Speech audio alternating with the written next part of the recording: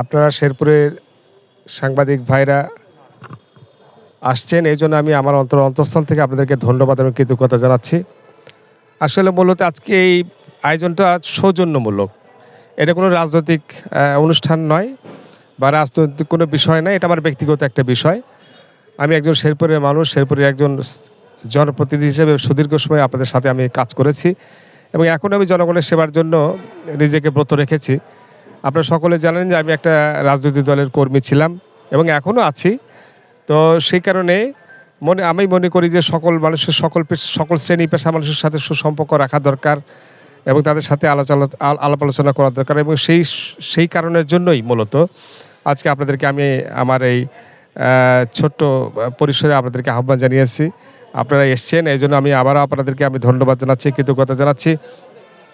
আজকে এটা যেহেতু রাজনৈতিক কোনো প্রোগ্রাম না, সেখানে রাজনৈতিক কোনো বক্তব্য রাখতে চাই না। আমার ব্যক্তিগত তরফ থেকে আমার ব্যক্তিগত কথা হচ্ছে এই যে আমি একজন জনপ্রতিনিধি ছিলাম। আপনারা জানেন যে আমি শেরপুর পৌরসভার 1989 সালে প্রথম আমি চেয়ারম্যান ছিলাম। 2004 সালে আমি মেয়র হয়েছিলাম। তারপর 2021 সালে আমি মেয়র হয়েছি। 2008 সালে আমি জাতীয় সংসদে নির্বাচন করেছি। আবারও আমি জাতীয় সংসদ নির্বাচন থেকে শুরু করে জনপ্রতিনিধি হওয়ার মতো যে সমস্ত নির্বাচনগুলো আছে সেগুলোতে আমি অংশগ্রহণ করতে চাই। যদি আপনারা চান, আপনারা সকলে যদি চান, তাহলে আমি অবশ্যই নির্বাচনে অংশগ্রহণ করব।